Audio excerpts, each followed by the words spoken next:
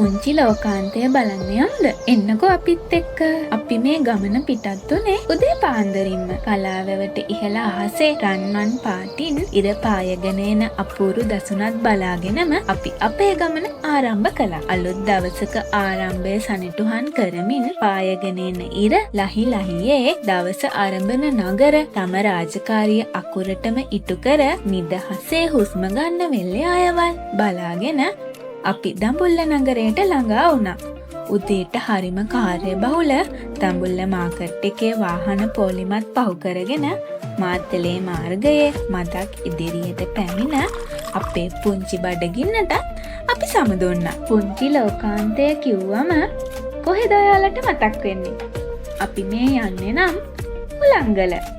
මේ සුන්දර ලෝකාන්තය පිහිටා තියෙන්නේ මාතලේ සෙලගම කියන ගම්මානේ. ටිකට් කවුන්ටර් එක ළඟට යන කල්ම නම් ගැටලුවක් නැතුව ඕනම වාහනයකින් ගමන් කරන්නට අපිට පුළුවන්.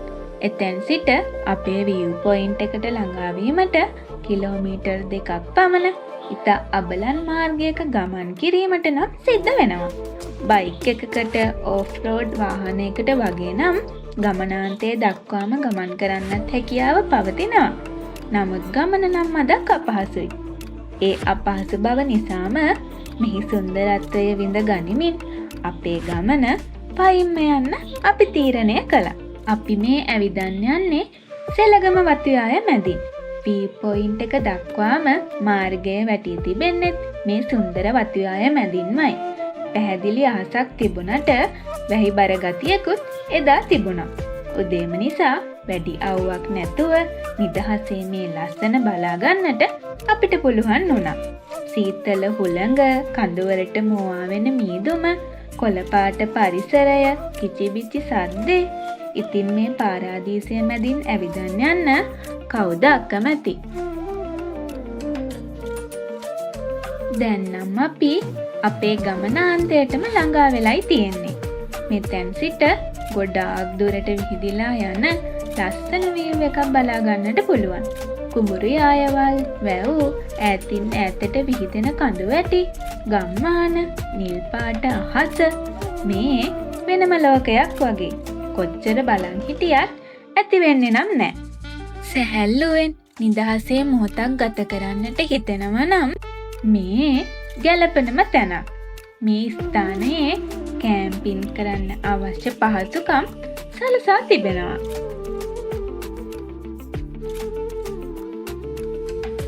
මෙතනින් එහා පුංචි කන්දේ තවත් විව් පොයින්ට් එකක් දැක ගන්නට අපිට පුළුවන්. හැබැයි හරිම පරිස්සමෙන් තමයි මේ ගමන නම් යන්න ඕනේ. කන්ද ඉහළට ගමන් කරන එක මදක් අපහසුයි. අපහසුවෙන් උනත් උඩටම ආවිට තවත් අපූරු දසුනක් දැක ගන්නට පුළුවන් වෙනවා. විටෙන් විටේ ඇතිවන හුළඟින්, පොද වැස්සෙන්, මීදුමෙන් හැඩවෙන මේ පරිසරය හුලංගල කියන නමට සාධාරණයක් නම් ඉටු කරනවා.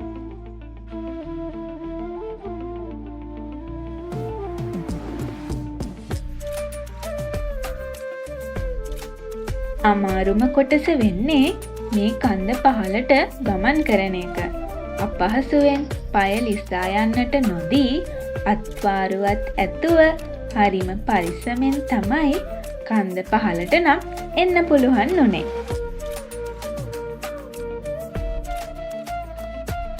මේ වෙලාව වෙනකොට නම් ටිකක් දවල් වෙලා. සීතල හුළඟයි, වැහිබර ගතියයි නිසා අවුව සැරක් නම් දැනුනෙම නැති තරම්. පොද වැස්සත් එක්කම පරිසරය තවත් අඳුරු වෙලා අලුත් නැවුම් බවකින් පිරී ගියා.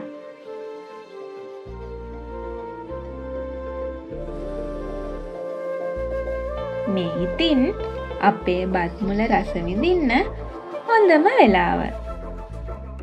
ඉතින් මේ පරිසරය විනාශ නොකර රැගෙන එන සියලුම දේ නැවත රැගෙන යන්නත් මතක තියාගන්න. මේ විදියට අපි අපේ ගමන නිමා කළා. ඉතින් ලස්සනම පාරාදීසයකින් නැවත හමුවෙමු.